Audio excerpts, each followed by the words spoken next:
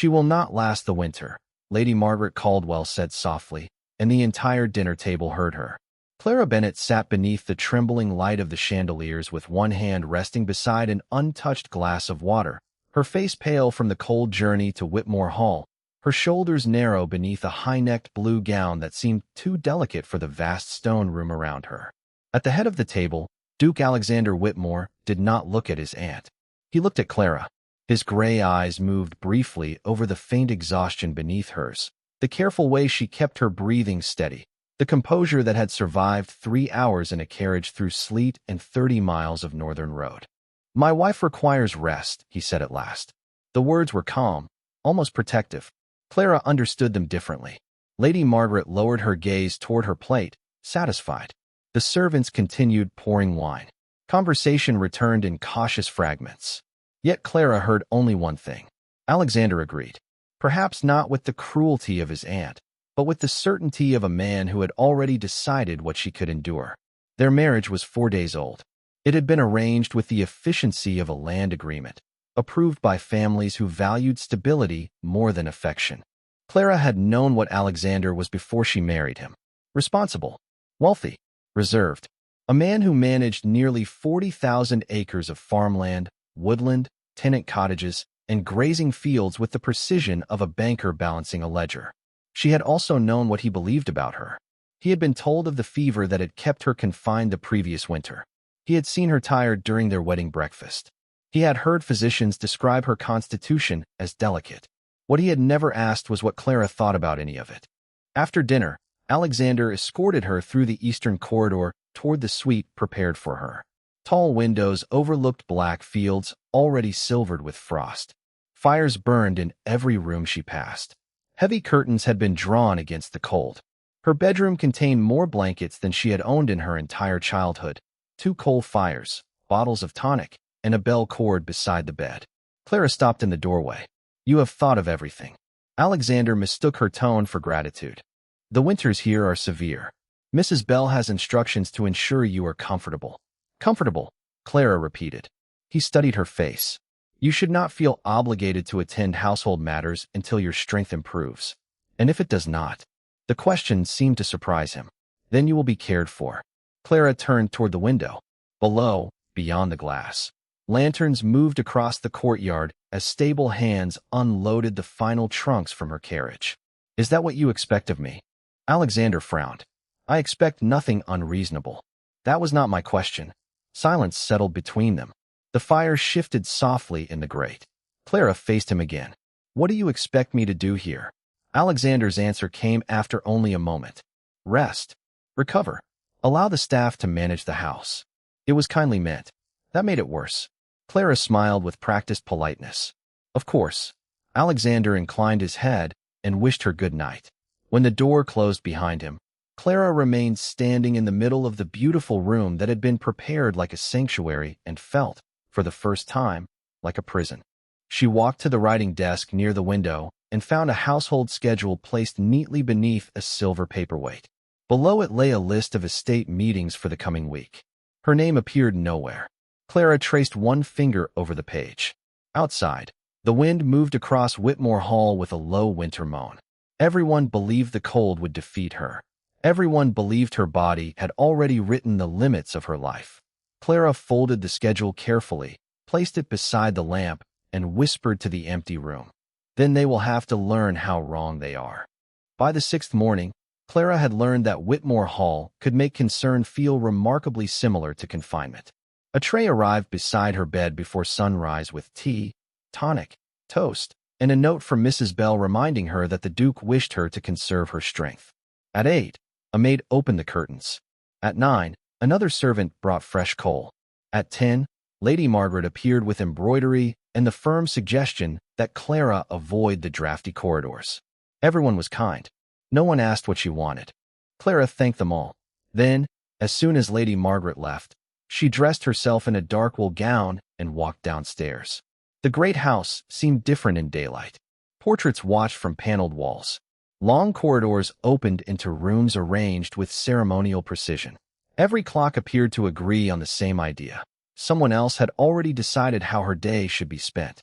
Clara followed the sound of male voices toward the western end of the manor and stopped outside a closed oak door. Alexander was inside with Mr. Collins, the estate steward, and 2 senior clerks. The eastern tenants are requesting additional coal deliveries, one man said. Then adjust the route, Alexander answered. And the school roof? After Christmas. Papers shifted. A chair moved. Clara listened, surprised by how quickly the conversation moved from one problem to another. She had grown up with ledgers spread across her father's dining table.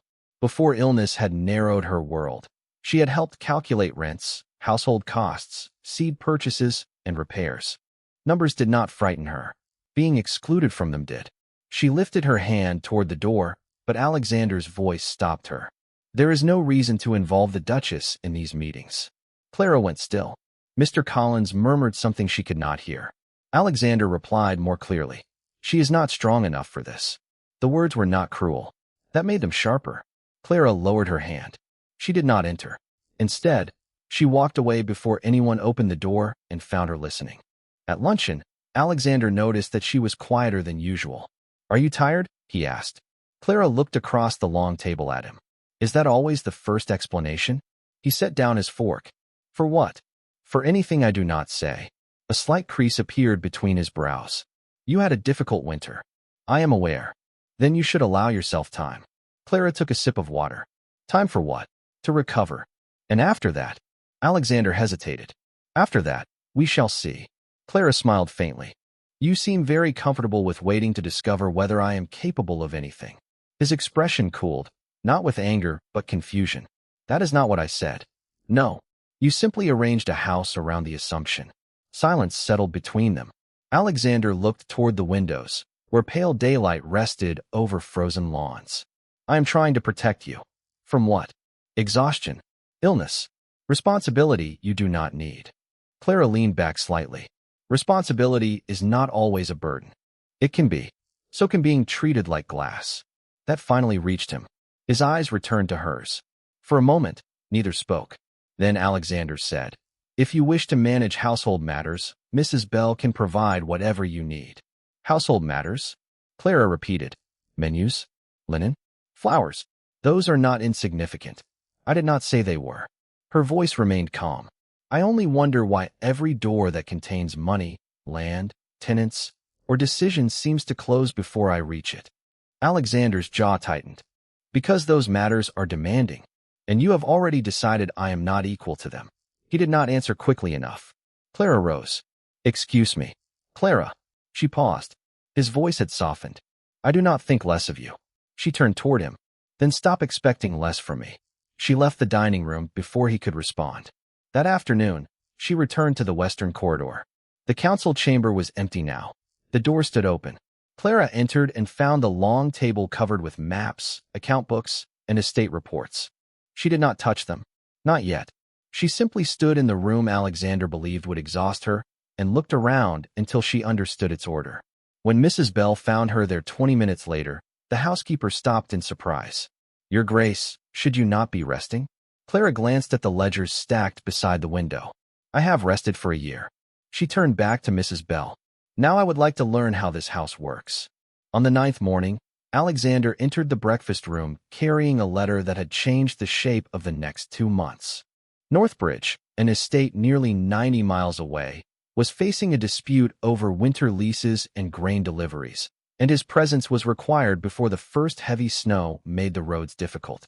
He placed the letter beside his plate and looked across the table at Clara, who had already finished half her tea and was reading a household account Mrs. Bell had quietly given her the previous evening. I must leave tomorrow, he said. Clara looked up. For how long? 6 weeks. Perhaps 8. The answer should have pleased her.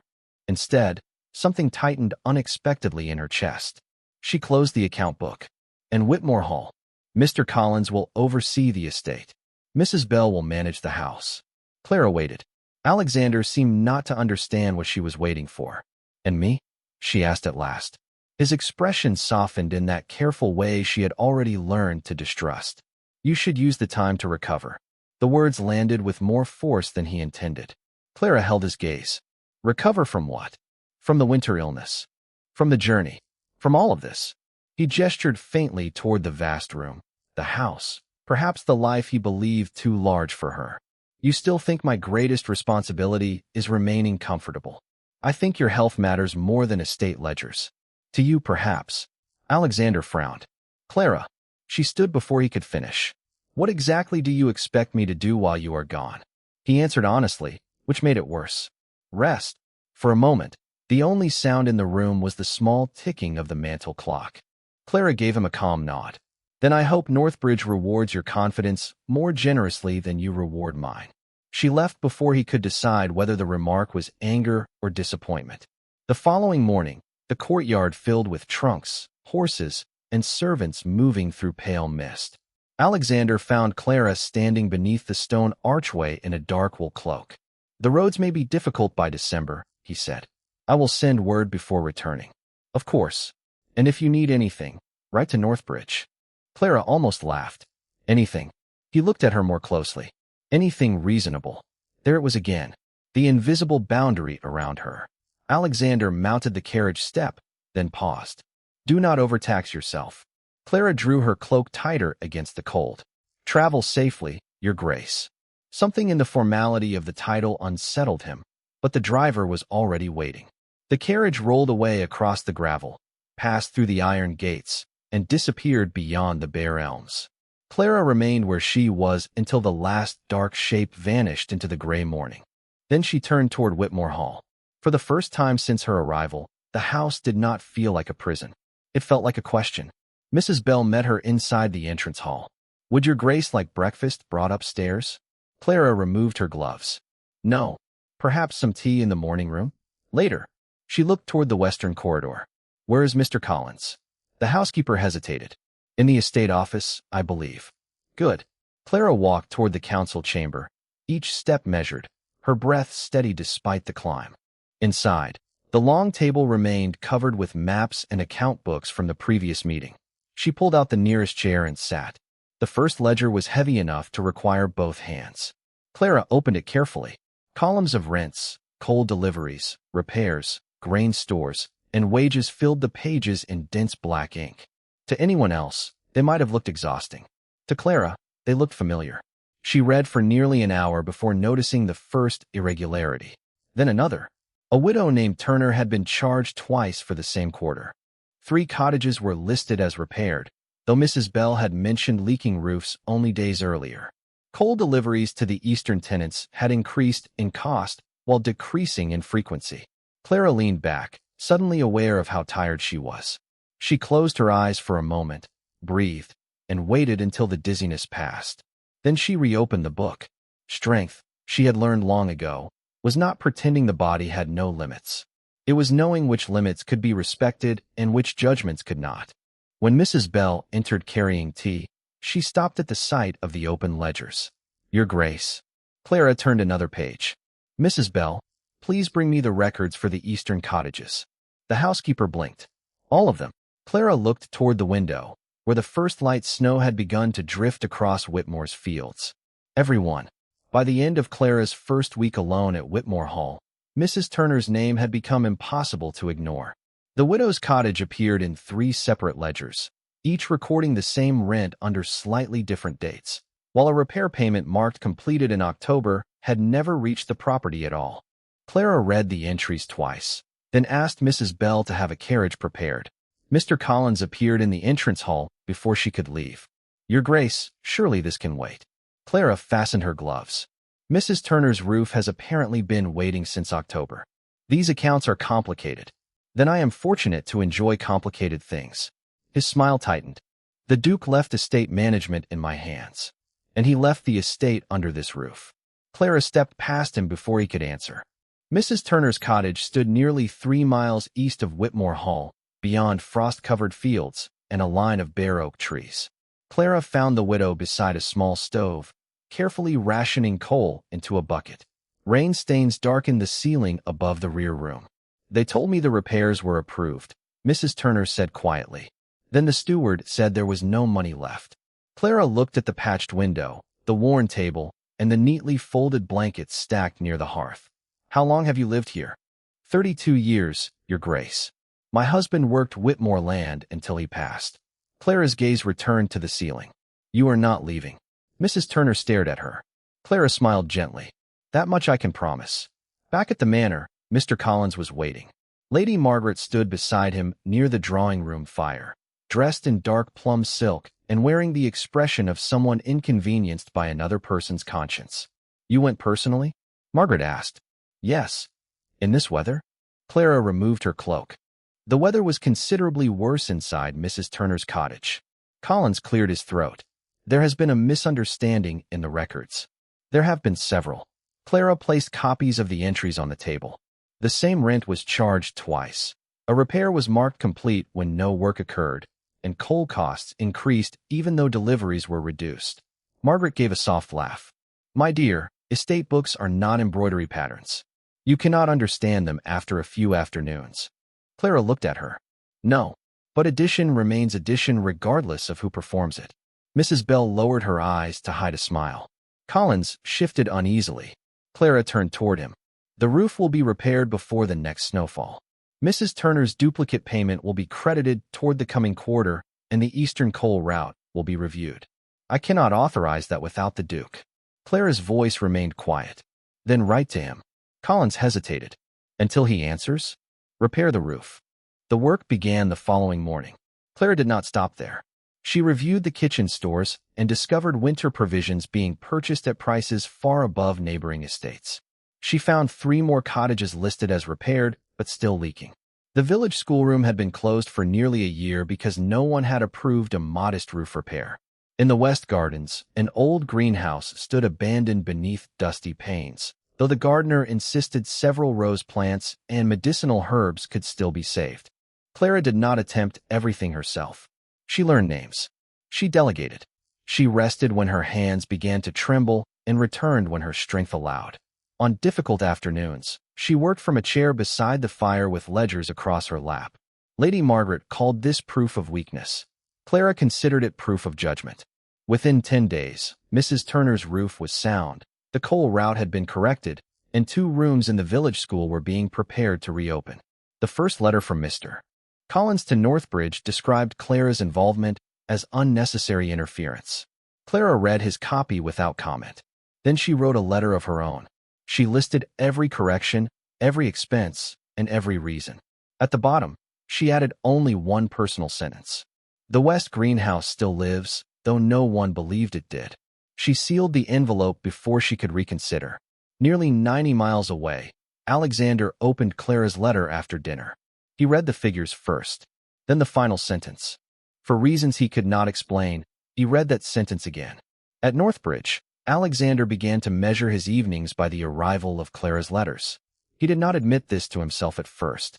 The estate dispute demanded long hours, difficult negotiations, and endless columns of figures. Yet every afternoon his attention shifted toward the silver tray beside the door whenever correspondence arrived. Her first letter had been precise. Her second was sharper. The third contained 3 pages of corrected accounts and 1 line about Mrs. Turner keeping her cottage. Alexander read that line twice. By the 4th week, Clara's handwriting had become familiar enough that he recognized it before breaking the seal.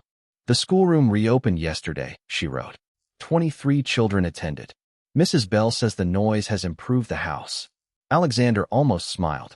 He stopped himself, then wondered why. At Whitmore Hall, Clara worked differently now. Not faster, better.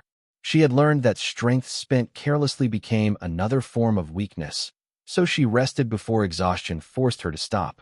She held meetings from the morning room when the council chamber felt too cold. She asked others to carry what she could not. She listened before deciding. Mr. Collins disliked all of it. Lady Margaret disliked it more. You are encouraging dependence, Margaret said one afternoon after Clara approved extra coal for 3 tenant families. I am correcting a delivery failure. You are spending Whitmore money as though compassion were an account category. Clara looked up from the ledger. Perhaps it should be. Margaret's mouth tightened. Alexander will not appreciate finding his estate altered beyond recognition. Then he may ask why it required altering. The answer traveled through the house before supper. So did Clara's reputation. Servants who had once entered her rooms carrying blankets now arrived carrying questions. The gardener asked permission to restore the west greenhouse fully. Mrs. Bell requested approval for additional school benches. A young clerk brought Clara the grain accounts because he no longer trusted Collins's totals. That was where the deeper problem emerged. Several winter grain purchases had been recorded at prices far above the market rate. Storage quantities did not match invoices. Clara checked every figure twice. Then she checked the signatures.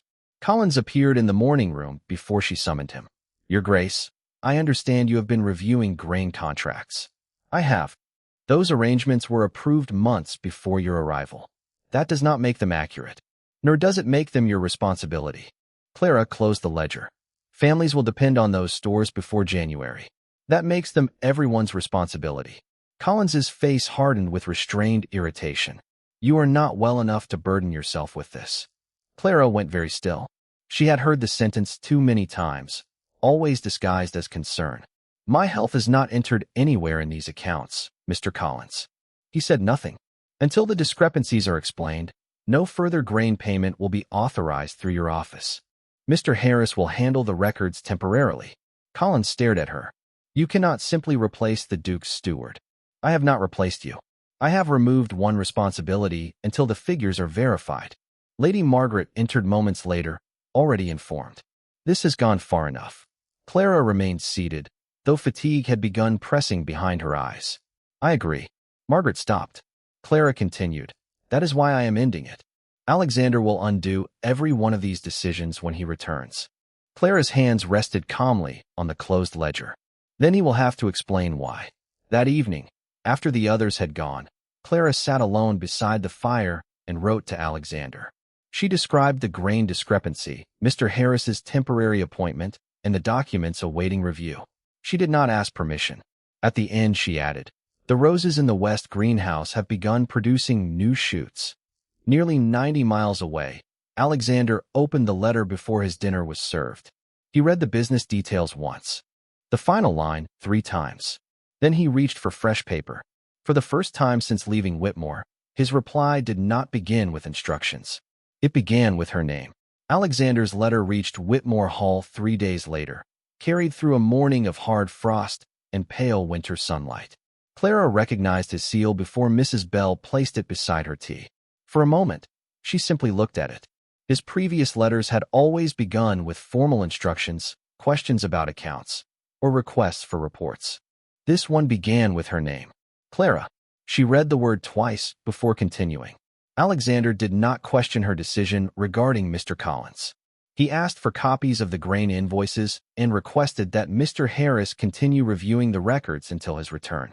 Then, in a line so unexpected that Clara lowered the paper, he wrote that he trusted her judgment. The sentence should have pleased her. Instead, it exposed how deeply she had wanted to hear it. She folded the letter carefully and returned to work. Over the next week, the grain records revealed a pattern of inflated prices, missing deliveries, and payments authorized without proper verification. Clara did not accuse anyone publicly. She ordered every invoice copied, every storage room counted, and every supplier contacted. Mr. Harris worked beside her with quiet efficiency. Collins remained at the manor, but no longer controlled the grain accounts. Lady Margaret treated the entire investigation as an embarrassing performance. "You are turning the house upside down," she said one afternoon. Clara sat near the morning room fire with a blanket across her knees and 3 ledgers open before her. She had been tired since breakfast, but she had learned not to confuse fatigue with surrender. "No," Clara replied. "I am discovering what was already upside down." Margaret looked toward the blanket. "And at what cost? Look at you. You can barely sit upright." Clara closed one ledger. "Then I will sit until I can stand again." Margaret's expression sharpened. "You cannot govern an estate from a chair." "Why not?" Clara asked. "The accounts do not become less accurate because I am seated." Mrs. Bell, standing near the doorway, hid a smile. Margaret did not. "Alexander will see how reckless this has been." Clara met her gaze. "I hope he sees everything." That evening, the investigation reached its conclusion. Several grain deliveries listed as complete had never arrived, while estate funds had been paid in full. Mr. Harris traced the approvals through Collins's office. Clara summoned Collins the following morning. He entered expecting argument. She gave him none. "Until the Duke returns, You will have no authority over purchasing, tenant accounts, or winter stores. His face stiffened. You have no right. Then Alexander may reverse my decision when he comes home. Clara slid the copied invoices across the table. But he will read these first. Collins looked down. For the first time, he had nothing to say. The days that followed were quieter. Coal reached the eastern cottages on schedule. Grain stores were recounted and secured. The village school received new benches. In the greenhouse, the first rose shoots pushed green against the dark soil. Clara visited them whenever her strength allowed. She never stayed long. She no longer believed leadership required proving she could endure everything alone.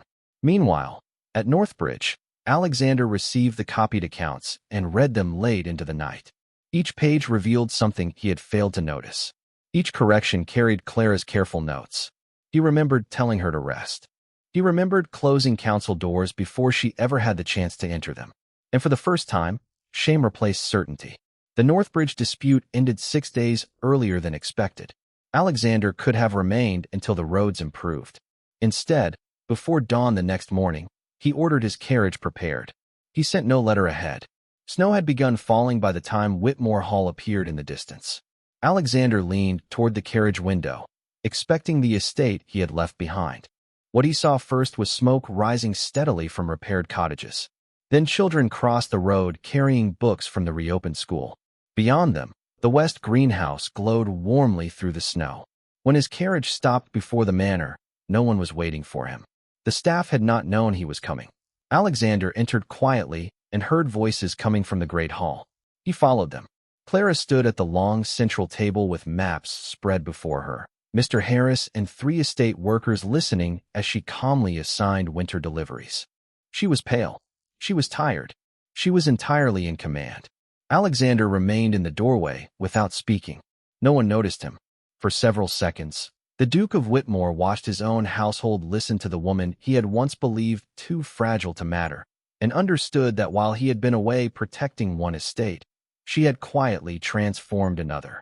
Clara was the first to notice him. Her voice stopped in the middle of an instruction, and the 3 men around the table followed her gaze toward the doorway. Alexander stood beneath the carved arch with snow still melting along the shoulders of his dark coat, his expression unreadable. For one suspended moment, no one moved. Then Mr. Harris stepped back from the table. "Your Grace, we were not expecting you." "Clearly," Alexander said. His eyes remained on Clara. She looked different from the woman he had left 6 weeks earlier, though not in the way he had once imagined improvement should look. She was still pale. There were shadows beneath her eyes. One hand rested lightly against the edge of the table as though conserving strength. Yet nothing about her seemed uncertain. "Continue," Alexander said. Clara glanced at the maps. "We were arranging coal deliveries before the next storm. Then finish arranging them." The estate workers exchanged uncertain looks, but Clara returned to the map. The eastern route should leave before sunrise. Mrs. Turner's road becomes difficult after heavy snow. Mr. Harris moved the second cart to the southern cottages after noon. Alexander listened from the doorway. She did not raise her voice. She did not command attention. She simply possessed it. When the meeting ended, the others withdrew quietly, leaving husband and wife alone in the great hall. Clara gathered the papers into a neat stack.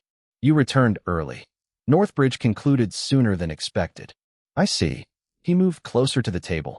"You changed the coal routes. They were inefficient. You reopened the school. The roof cost less to repair than the annual amount listed for maintaining an empty building."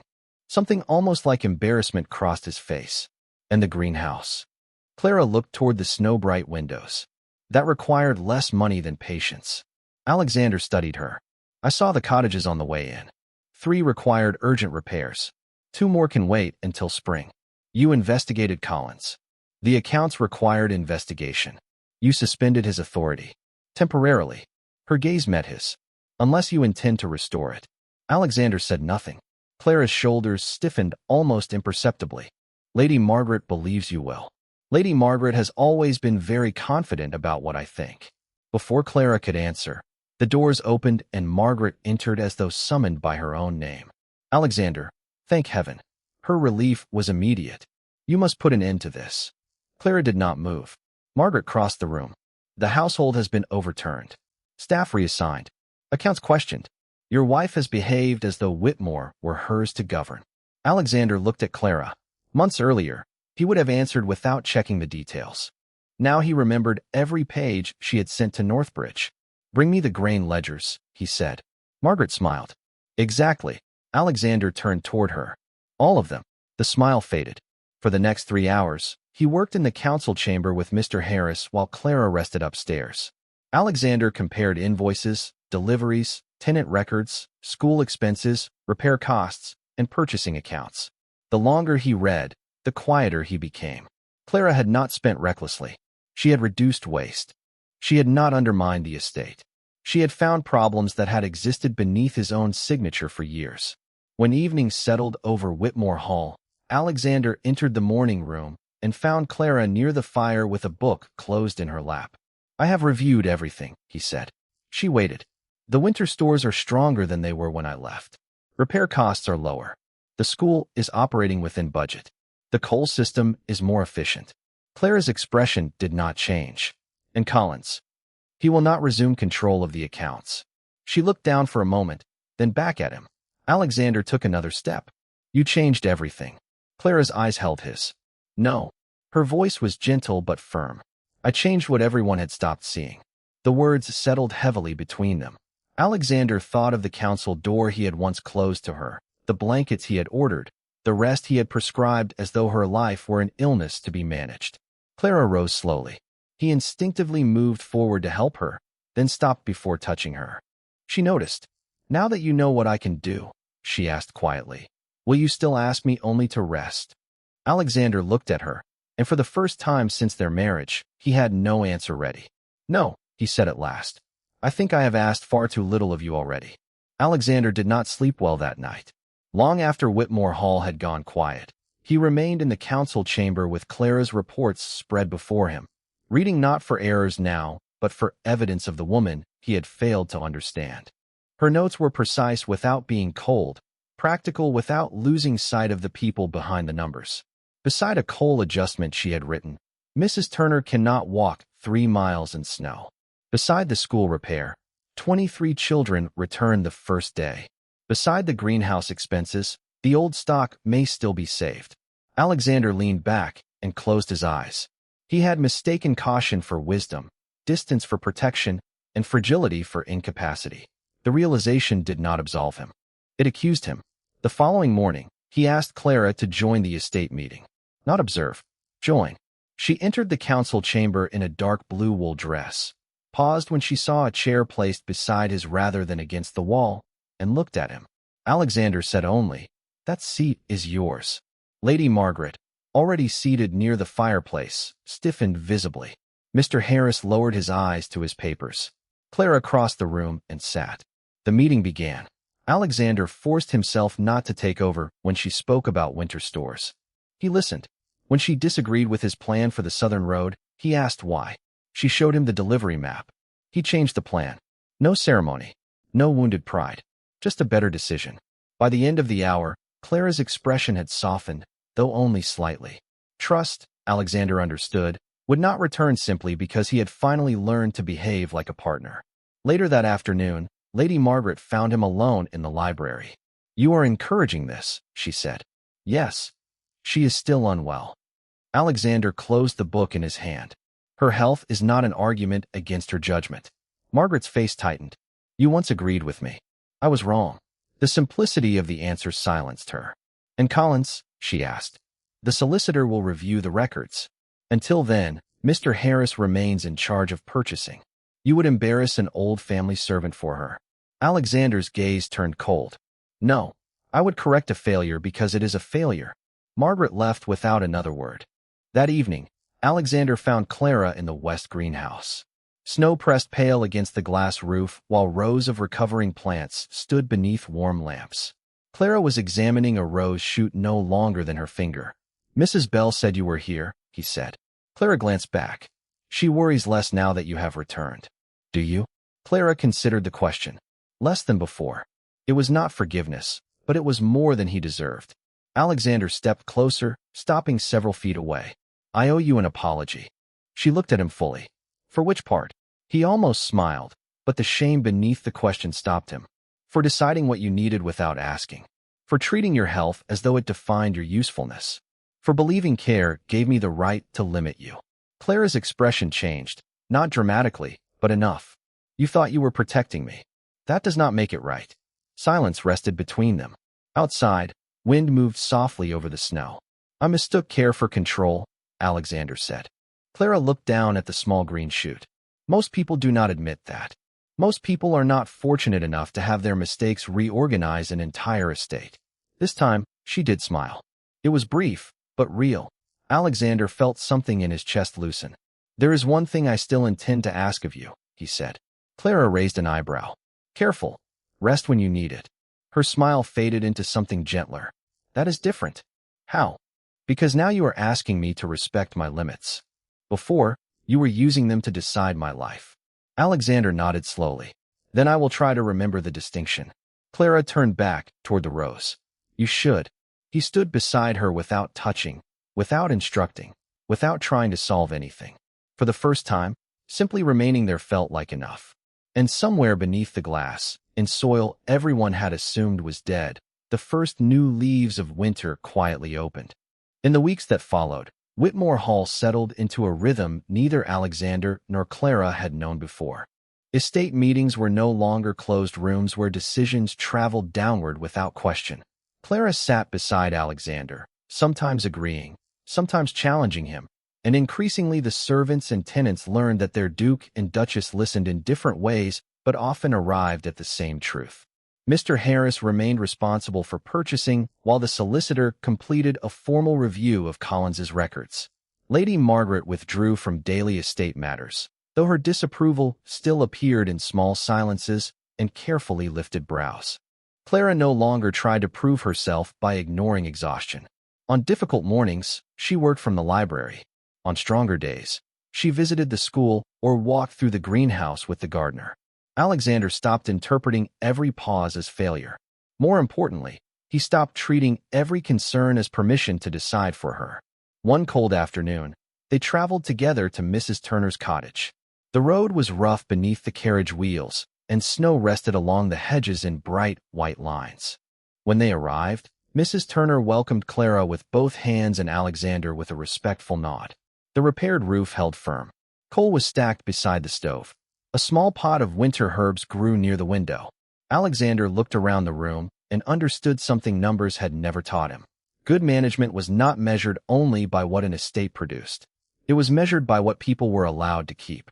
Dignity, warmth, stability.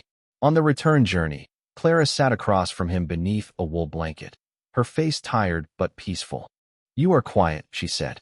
Alexander looked through the carriage window at the fading fields. I am learning that I spent years knowing Whitmore without understanding it.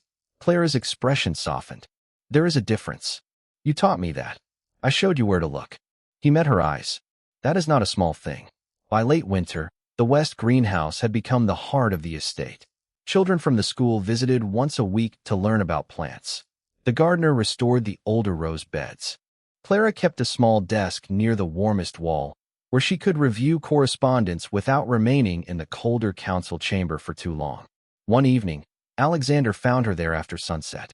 The glass roof reflected lamplight, and outside, the last snow of the season was beginning to soften beneath an early rain. Clara stood beside the first rosebush to produce new leaves. Alexander stopped near her. I thought I came home to save what I left behind, he said. Clara glanced toward him, and he looked around the greenhouse, then toward the distant lights of the school and cottages beyond the glass. Finally, his gaze returned to her. I came home to find it had already been saved. Clara was quiet. The estate? She asked, though something in her expression suggested she knew better. Alexander stepped closer, not enough to crowd her, only enough to make the answer impossible to mistake. Not only the estate. The silence between them was gentle now, no longer a wall. He did not reach for her. He had learned the value of waiting. Clara closed the distance herself and rested her hand lightly against his. Alexander looked down at their joined hands, then back at her face. I do not want you to become stronger for me, he said.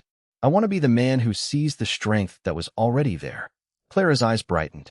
That may take practice. Then I will practice. She smiled. and this time there was no caution behind it. Outside, winter released its hold on Whitmore one drop at a time. Inside the greenhouse, new leaves opened beneath the warm glass. The world had mistaken gentleness for weakness because it had never learned to look closely. Alexander finally had, and by learning to see Clara clearly, he had also learned to see the life around him, the people who depended on him, and the man he still had time to become.